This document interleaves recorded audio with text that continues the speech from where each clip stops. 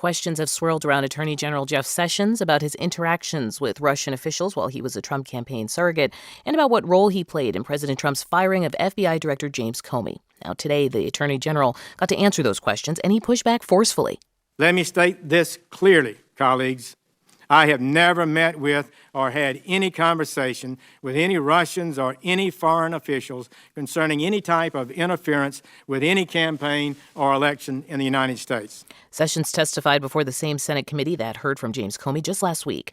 NPR national political correspondent Mara Liasson joins us in studio. Hey there, Mara. Hi, Audie. So let's go back to that issue of contacts with the Russian ambassador. What did Jeff Sessions have to say about that?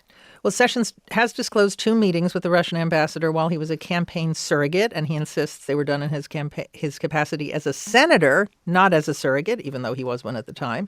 There was a suggestion that there may have been a 3rd meeting that he never disclosed. That's the one that the FBI director, James Comey, alluded to in his open testimony, and he reportedly told senators about it behind closed doors. But Sessions denies that and denied that very emphatically in this heated exchange with Democratic Senator Ron Wyden.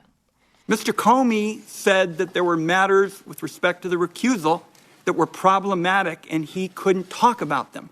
What are they? Why don't you tell me?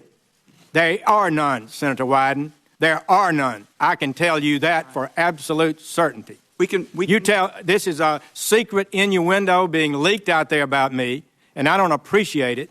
And I've tried to give my best and truthful answers to any committee I've appeared before. And it's really people are suggesting through innuendo that I have been not honest about matters, and I've tried to be honest. So very, very emphatic in defending himself. I think if Donald Trump was watching this testimony, which we understand he probably was today, he was probably pretty happy because Jeff Sessions really pushed back hard. He also refused categorically to talk about any conversations that he had with the president.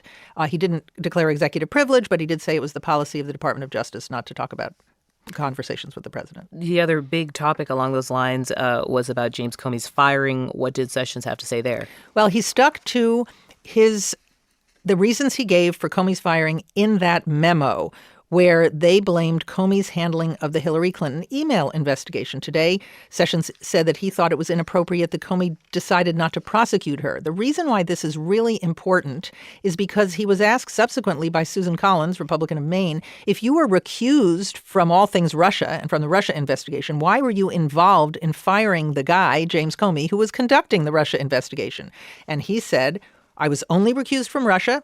He said, of course, he didn't think he should be fired because of Russia. It was because the FBI needed a, quote, fresh start, even though President Trump has contradicted him and said that he did fire Comey because of Russia.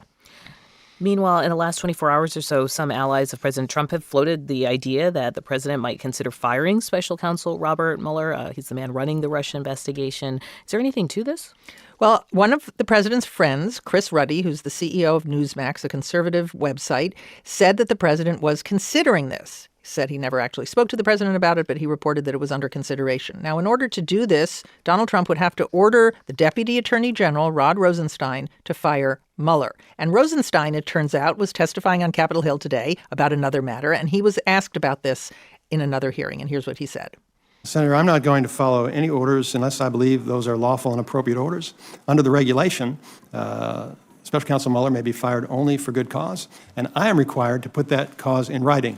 And so that's what I would do. If there were a good cause, I would consider it. If there were not good cause, it wouldn't matter to me what anybody says. So he's pushing back pretty hard against the idea that he could be ordered to fire, that he would follow orders to fire Mueller. By and large, Republicans across the board say firing Mueller would not be a good thing, including Chris Ruddy, who started the whole story going. And today, on a trip to Wisconsin, the president was asked many times by reporters shouting questions if he still had confidence in Mueller, and he did not answer. And a reminder that trip was policy related, right? This White House still has an agenda. The White House still has an agenda. This week is supposed to be Workforce Development Week. He was in Wisconsin to talk about workforce training. He also met with Obamacare victims for a couple of minutes. He did that in Ohio last week. And he had lunch with lawmakers where he talked about the Obamacare replacement bill. He is reported to have said that the White House bill was too mean and the Senate should make it more generous. But he also said he was very optimistic about a bill passing the Senate. That's NPR national political correspondent Mara Liasson. Thanks so much. Thank you.